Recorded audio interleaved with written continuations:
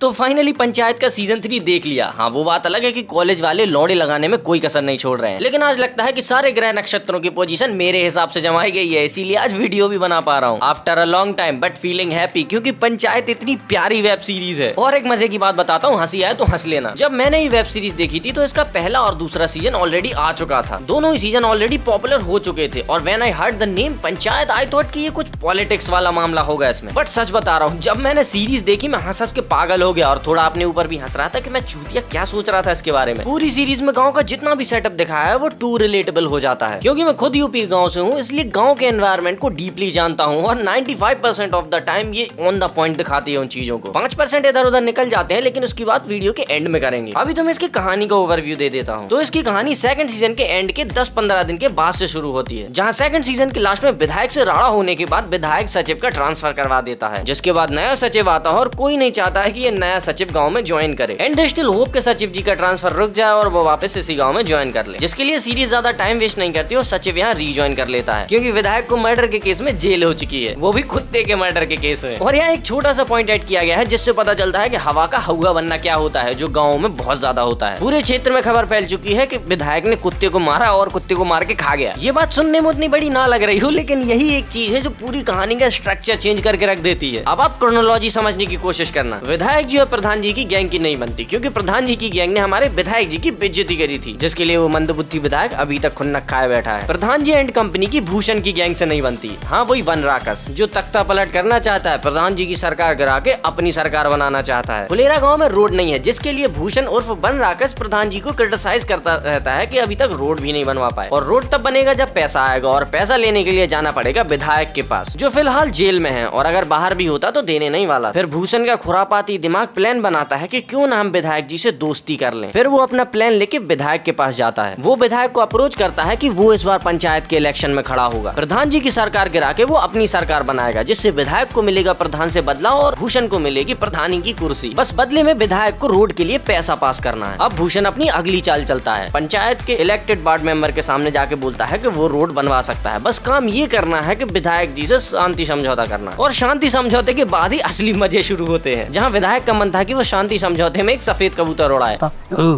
कबूतर भी तो उड़ाना है। कबूतर उड़ता तो नहीं है, लेकिन विधायक के हाथों से मर जरूर जाता है, और ये न्यूज पूरे क्षेत्र में वायरल हो जाती है कि विधायक एनिमल क्रूएल्टी करता है, जिससे विधायक और भी ज्यादा चटक जाता है, और इसी के इर्द गिर्द कहानी चलती है। अब कहानी जितनी सुनने में कॉम्प्लिकेटेड लग रही है उससे 10 टाइम्स ईजियर है, बट इसका प्रेजेंटेशन चुम्मेश्वरी दिल को छू जाता है। और मैं गारंटी से कह सकता हूँ कि लोगों को बहुत सी सीरीज अच्छी लगती होंगी, लेकिन जिन्होंने भी पंचायत देखी है ये उनकी मोस्ट लवेबल सीरीज होगी, बिकॉज इसके मेकर्स ने जो सेंस ऑफ रियलिज्म को पकड़ा है, मजाल है कि वो एक पॉइंट के लिए भी इधर से उधर हो जाए। इसकी कहानी की अप्रोच एकदम ग्राउंडेड और ऑथेंटिक फील होती है, जिसमें भाई असली जान डालने की काम इसके एक्टर्स ने की है, जिन्हें कहीं किसी गांव में छोड़ दिया जाए ना तो लोग बता ही नहीं पाएंगे कि ये एक्टर हैं, क्योंकि गांव वालों से ज्यादा तो ये गांव वाले लगते हैं। और एक और चीज जो ये सीरीज बेहतरीन तरीके से करती है, involvement of its supporting characters, जिसमें अगर तुम देखने जाओगे तो हमारा लीड कैरेक्टर सचिव जी का है, जहाँ नो डाउट जित्तू भाई का काम बहुत बढ़िया है, लेकिन आप लोग भी इस बात से एग्री करोगे कि असली मजा इसके साइड कैरेक्टर्स दिलाते हैं, लाइक विनोद, प्रधान जी, विकास, जहाँ इस सीजन में विनोद के कैरेक्टर को और भी ज्यादा टाइम दिया गया है, और एक नया कैरेक्टर इंट्रोड्यूस किया गया है जो तुम्हें शुरुआत से लेकर एंड तक दिखेगा, और वो है ये बांस। Yes, it's a bamboo. और लिटरली पूरी सीरीज के क्रूशियल मोमेंट्स पे ये बांस जरूर प्रेजेंट होता है। और जो मैंने वीडियो के स्टार्टिंग में कहा था कि 95 एक्यूरेट गांव के एनवायरनमेंट को दिखाती है, लेकिन 5% इधर उधर निकल जाती है। कहने का मतलब है कि वो कुछ खराब नहीं करते, लेकिन जो विधायक का कैरेक्टर दिखाया गया है उसकी कोई इज्जत नहीं है। मैं सोच रहा था कि विधायक तो बाहुबली नेता होते हैं, लेकिन इसमें उस विधायक की कोई इज्जत नहीं है। और आखिर में एक कैरेक्टर के बारे में और बात कर लेते हैं जो थोड़ी देर के लिए आया, लेकिन उसने मजा बना दिया। मेहमान, फुलेरा के दामाद, वही जिसकी पहले सीजन में शादी हुई थी, वो चक्के वाली कुर्सी के लिए अड़ गया था, जहाँ से हमें मोस्ट पॉपुलर मीम देखने को मिले थे, एसोलेंट गजब बेइज्जती है। अब जहाँ पिछले 2 सीजन की कहानी एक मुद्दे को लेकर शुरू होती है और एंड में वो मुद्दा सॉल्व होते ही उसकी कहानी खत्म हो जाती है, लेकिन इसकी कहानी आखिर में खत्म अभी नहीं हुई है, क्योंकि एंड आते आते सिचुएशंस थोड़ी सीरियस हो जाती हैं। आखिर में सीरियस वाली गोलीबारी होती है, जिसमें प्रधान जी को गोली लग जाती है। उसके बाद पता चलता है कि हाउ मच जीतू भैया लव्स प्रधान जी, क्योंकि प्रधान जी ससुर जी भी तो हैं, रिंकिया के पापा। और जे कोनो छोट बात ना हो कि हमारे रिंकिया के पापा को गोली मार के चला जाए। Overall it's a piece of love, तुम्हें इससे प्यार हो जाएगा भाई। अभी तक नहीं देखी है तो डू चेक इट आउट, बहुत मस्त है। और अगर तुम कभी गांव में गए हो और रहे हो तो बहुत रिलेटेबल लगेगी, और अगर नहीं गए हो तो तुम्हें गांव का प्योर एकदम शुद्ध दर्शन देखने को मिलेगा। और इन्हीं सब बातों के साथ मैं आपसे विदा लेता हूँ, और हाँ, चैनल को सब्सक्राइब करके जरूर जाना।